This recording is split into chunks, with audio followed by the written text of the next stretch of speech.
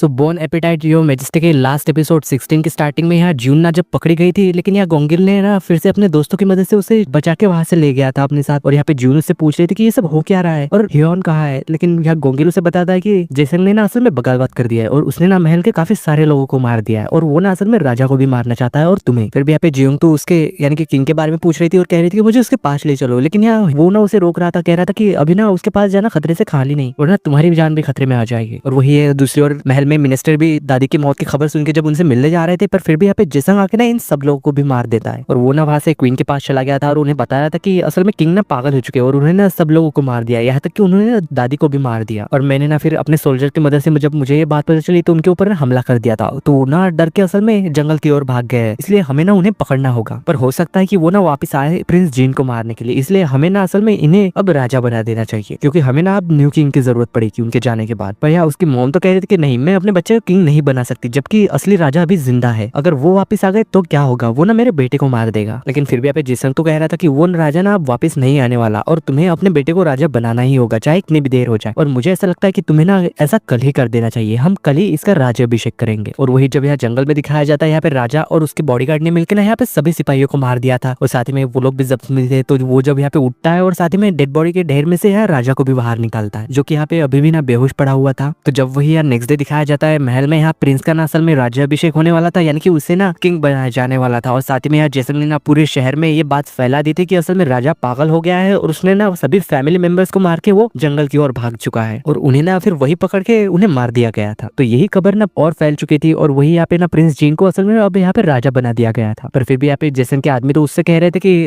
असल में राजा तो तुम्हें बना देना चाहिए था, इस बच्चे को क्यों बनाया, आखिर ये बच्चा क्या कर लेगा राजा बन के। तो वो भी उनके दोस्तों से कह रहा था कि यार थोड़ी देर की बात है, बस कुछ देर तक रुक जाओ, राजा तो मैं ही बनूंगा। फिर तभी ना वहाँ मोगजो आके उससे पूछते हैं कि राजा कहाँ है, क्या वो मर चुका है। तो वो भी बता रहा था कि जंगल में ना सिर्फ काफी सारे लोगों की डेड बॉडी मिली है, इसलिए ऐसा लगता है कि वो भी ना शायद मर चुका होगा। फिर भी यहाँ पे मोगजो तो कह रहे थे कि उस लड़की का क्या, जियोंग का, वो तो भाग चुकी है ना, लेकिन वो भी कह रहा था कि यार तुम टेंशन मत लो, हम ना उसे भी पकड़ के मार देंगे। लेकिन वही दूसरी ओर जब यहाँ जियोंग जो गोंगिल के साथ दिखाया जाता है, वो यहाँ पे बता रहा था कि असल में पूरे राज्य में ऐसी बात फैल चुकी है कि राजा ने ना असल में सभी लोगों को मार के जंगल की ओर भाग गया। तो ये सुन के यहाँ पे जियोंग तो शॉक थे, क्योंकि उसे तो ये बात पता थी कि राजा ऐसा नहीं कर सकते, क्योंकि वो तो दादी से बात करने के लिए राजी हो गए थे और उन्होंने ना शायद उन्हें माफ भी कर दिया था। लेकिन मुझे लगता है कि ये सारी बातें ना झूठ है, जरूर इसमें कोई गड़बड़ है। और साथ ही में वो भी कह रहे थे कि मुझे पता है कि राजा ना अभी भी जिंदा हो गए, लेकिन फिर भी यहाँ पे गोंगिल तो कह रहा था कि इस जंगल में ना इतनी सारी डेड बॉडियां है कि पहचान करना ना मुश्किल हो गया है कि राजा असल में सच में जिंदा है या फिर नहीं। तो यार जून ना फिर उसे वही हेयर पिन देती है जो कि राजा ने उसे दी थी और कह रही थी कि प्लीज जाके उसे एक बार ढूंढो। लेकिन वही दूसरी ओर जब किचन में दिखाया जाता है, यहाँ पे सभी लोग ना काफी ज्यादा परेशान थे और रो रहे थे जून के लिए। या जून की दोस्त तो कह रहे थे कि वो जरूर ना बिना बताए हमें वापस फ्यूचर में चली गई होगी, लेकिन ये बात सुन के यहाँ पे सब लोग को तो झूठ लग रहा था, कह रहे थे कि ये तुम क्या कह रही हो। और उसी वक्त ना फिर वहाँ पे गोंगिल आ गया था और वही सीन कट होके फिर हमें सीधे ही रात को दिखाया जाता है, जाके कुछ सिपाही आके ना यहाँ पे अभी भी लड़ाई कर रहे थे। और साथ ही में यहाँ पे जेसन के पास ना उसका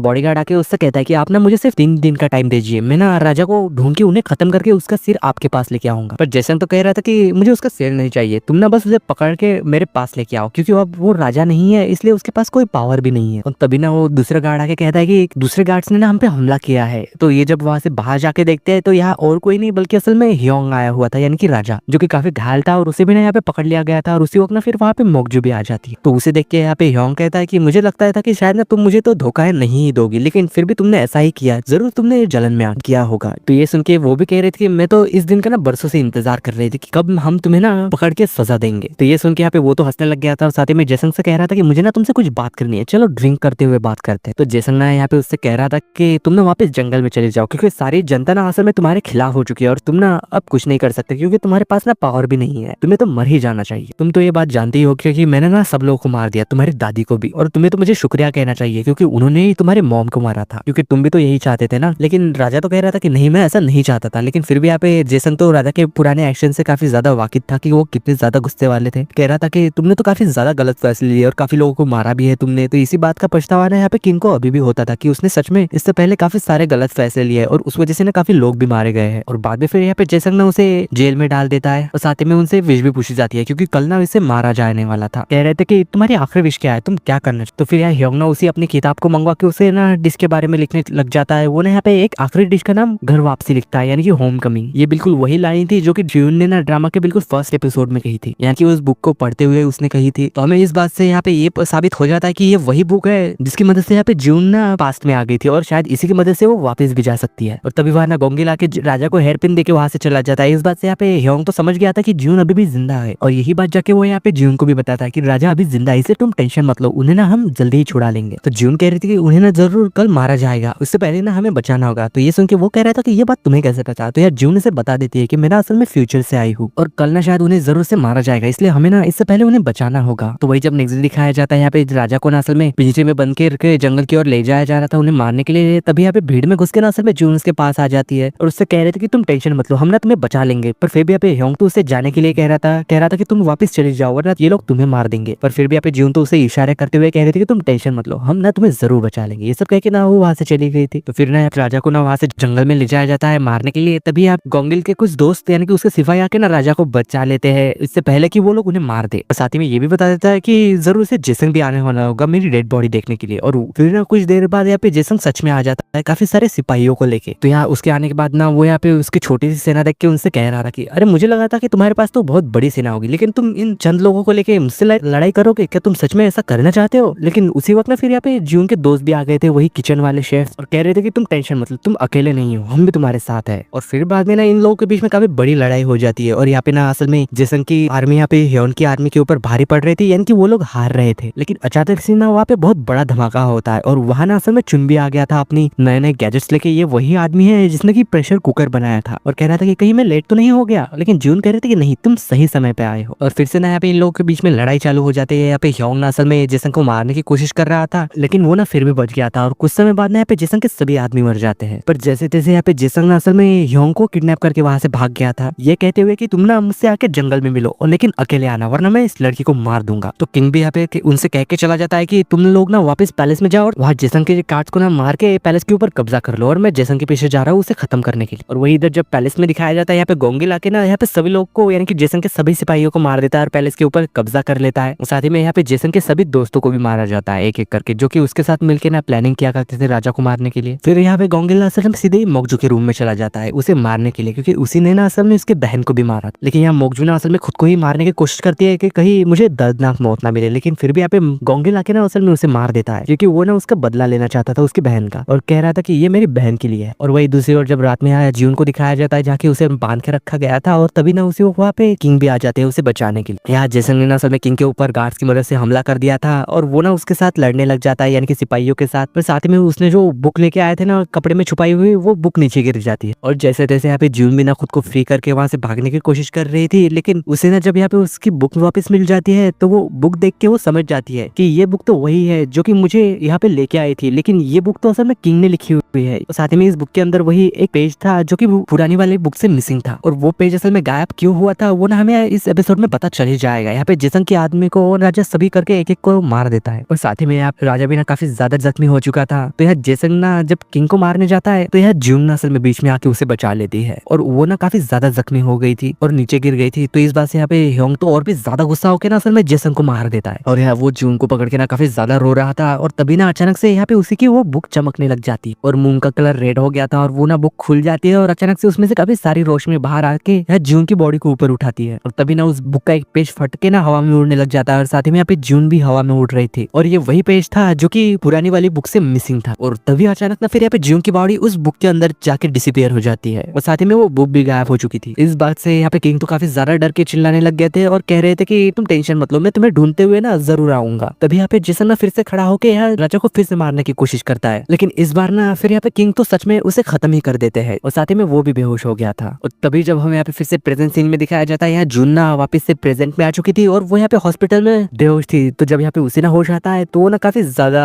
अपसेट लग रही थी और साथ ही में उसके बॉडी के ऊपर काफी सारे घाव भी थे। तो उसे यहाँ पे ये लग रहा था कि ये कोई सपना नहीं था, यानी कि ये सारी चीजें सच थी। और वो ना जाके उसकी वो बुक भी देखती है और अचानक ना फिर उसके डैड वहां आ जाते हैं और वो ना काफी ज्यादा रो रहे थे उसके गले मिलके। तो फिर सीन शिफ्ट होकर ना हमें फिर कुछ समय बाद का समझ दिखाया जाता है। यहाँ पे जून ना ठीक तो हो चुकी थी लेकिन उसकी लाइफ ना पहले जैसी नहीं थी। वो ना यहाँ पे आजकल काफी ज्यादा उदास सी रहने लगी थी और सोच रही थी कि आखिरकार हुआ क्या था, मैं अचानक से वापस कैसे आ गई और किंग के साथ क्या हुआ था। वो तो हमेशा ही यहाँ पे उसे याद करके काफी ज्यादा उदास होती रहती है और वो इंटरनेट के ऊपर ना उसके बारे में सर्च भी करती है। तो फिर ना कि किंग तो असल में अचानक से जंगल से गायब हो गया था, उनका ना उसके बाद कोई भी पता ही नहीं चला। तो जीवन को ना इस बात से यकीन हो गया था कि उसने ना वापस से पास में जाके सच में हिस्ट्री को चेंज कर दिया था और वो ना फिर से वो बुक लेके वापस से रीड करने लगती है ताकि वो ना वापस जा पाए। लेकिन ऐसा कुछ भी नहीं होता इस बार। और ऐसे ही ना वो यहाँ पे बुक को लेते रोते रोते वैसे ही सो जाती है। और फिर ना हमें सीधे 1 महीने बाद का सीन दिखाया जाता है। तो ऐसे ही समय बीतने के बाद यहाँ पे जून भी ना थोड़ी सी ठीक हो रही थी और वो ना यहाँ पे अपने काम पे वापस चली जाती है। यहाँ पे असल में उसके दोस्त ने ना एक रेस्टोरेंट खोला था, लेकिन वो ना काफी ज्यादा घाटे में चल रहा था। तो वो ना यहाँ पे जून से जाके मदद मांगता है कि प्लीज मेरे यहाँ पे काम कर लो और अच्छा अच्छा खाना बनाओ ताकि हम ना इस रेस्टोरेंट को वापस से खड़ा कर सकते। तो वो ना यहाँ पे उससे रिक्वेस्ट कर रहा था कि प्लीज एटलीस्ट 1 महीने तो हमारे यहाँ काम कर लो और इसे ना सुधारने की कोशिश करो जब तक कि हमें कोई अच्छा सा शेफ नहीं मिल जाता। तो जून भी ना यहाँ पे असल में एक डिश को टेस्ट करने के बाद मान जाती है कि ठीक है मैं यहाँ पे कुछ समय तक काम कर लूंगी, पर कह रही थी कि साथ में ये काफी ज्यादा बोरिंग मेन्यू है, हमें ना इस मेन्यू को चेंज करना होगा एक रॉयल मेन्यू के साथ। तो वो भी कह रहा था कि आप जैसा चाहे वैसा कर सकती। तो जब यहाँ नेक्स्ट डे दिखाया जाता है जून ना आके सभी शेफ से मिलते हैं, तो ये सभी शेफ ना बिल्कुल वही थे जो कि योंग के पैलेस में थे पास्ट में। ये सभी लोग वही थे। असल में यहाँ पे गिल भी मौजूद थी। तो वो ना उन लोगों से मिलकर तो काफी ज्यादा खुश हो गई थी दोबारा से मिलके उनसे, पर असल में ये लोग वो नहीं थे क्योंकि उन लोगों ने ना असल में टाइम ट्रैवल नहीं किया था, इनका ना दोबारा जन्म हुआ है। और ऐसे ही करके ना फिर यहाँ पे जून ना उनके साथ मिलके काम करने लग जाती है और काफी सारी यूनिक यूनिक से डिशेस बना के ना मेन्यू में ऐड करती जाती है। तो देखते ही देखते ना यहाँ पे ये रेस्टोरेंट काफी ज्यादा पॉपुलर होने लग जाता है जून की वजह से, और साथ ही में यार जून भी काफी ज्यादा पॉपुलर हो चुकी थी एक शेफ के तौर पे। तो एक दिन ना फिर ऐसे ही यहाँ पे उसके रेस्टोरेंट में जब एक चीज जैसा आदमी आता है जो कि बिल्कुल वैसा ही था जो कि पास में ना राजा का सेवक हुआ करता था। तो यहाँ ना वो इस वक्त काफी ज्यादा अमीर है। वो यहाँ पे